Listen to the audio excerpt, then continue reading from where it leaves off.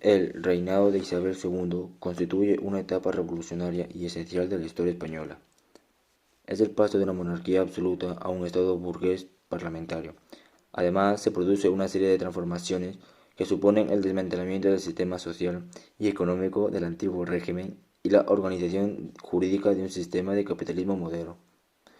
Es un periodo muy complejo desde el punto de vista político y se puede dividir en dos grandes fases: la regencia de María Cristina y Zapatero de 33-43 y el propio reinado de la reina, a su vez subdividido en la década moderada 44-54 y el bienio progresista 54-56 y la sucesión de gobiernos moderados durante el retorno del modernismo 54-68. Tema: la regencia de María Cristina 43-44 quedaría marcada por la guerra carlista motivada por la pretensión de un hermano de Fernando VII, Carlos Maisidro, de mantener sus derechos diagnósticos, provocando una guerra civil entre absolutistas o carlistas y liberales o isabelinos.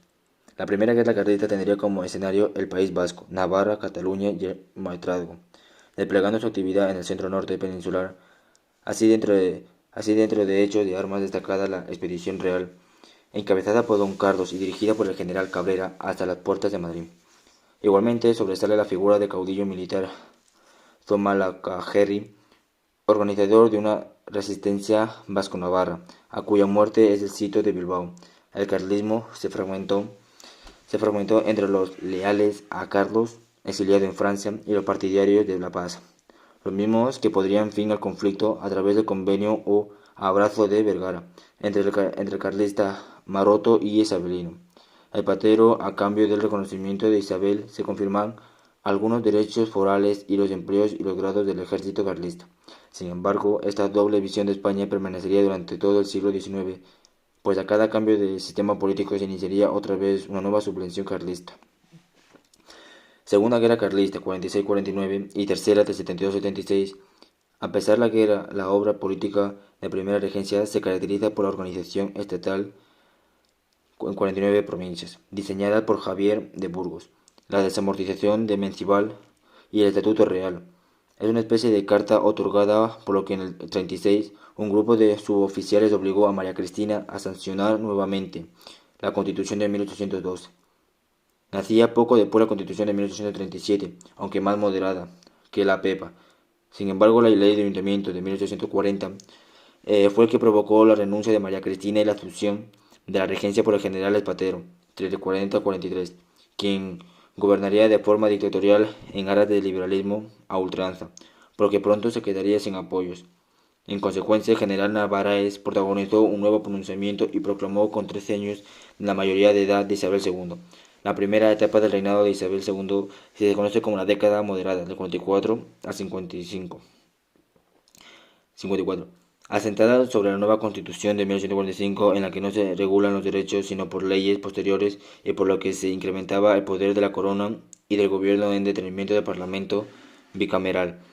Se mantenía el sufragio censitorio y la soberanía compartida, donde el régimen marginó a los demócratas e impuso el bipartidismo entre los progresistas de Zapatero y los moderados de Narváez, cuyo gobierno aprobó importantes reformas: ley fiscal de Montt, código civil y penal, plan de estudios de Pidal. Además, se creó un cuerpo de seguridad rural, la Guardia Civil de 1844, y finalmente Pidal. Además, se creó un cuerpo de seguridad rural, la Guardia Civil del 44.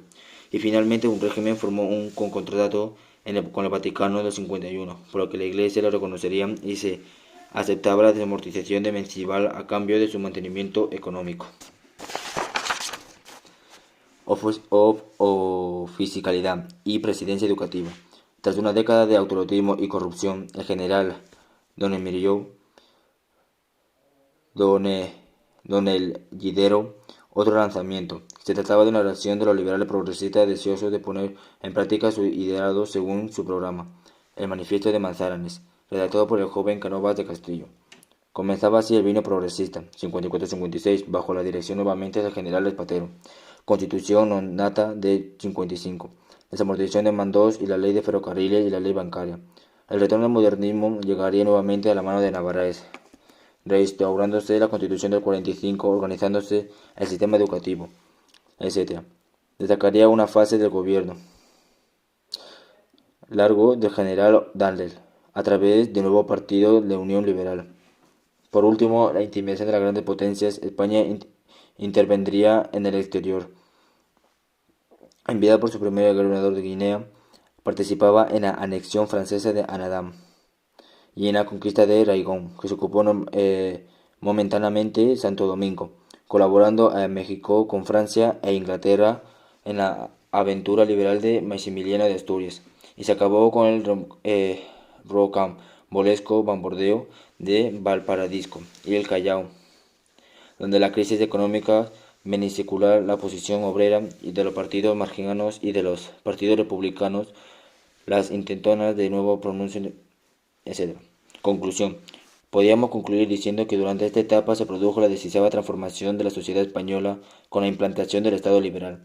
La revolución liberal se inició realmente cuando Mendívil, jefe de gobierno, adoptó las primeras medidas para desmantelar el sistema legal del antiguo régimen, y cuando se aprobó la Constitución de 1837 progresista, en la que se establece como forma de gobierno de monarquía constitucional. Fue una etapa muy compleja, con gobiernos libres, liberales, moderados y progresistas, donde cada uno con su correspondiente constitución. Al mismo tiempo, esta etapa se caracterizó por los constantes procedimientos militares. Esta etapa finalizó con la Revolución de 1868, la gloriosa, dando paso al seiino revolucionario.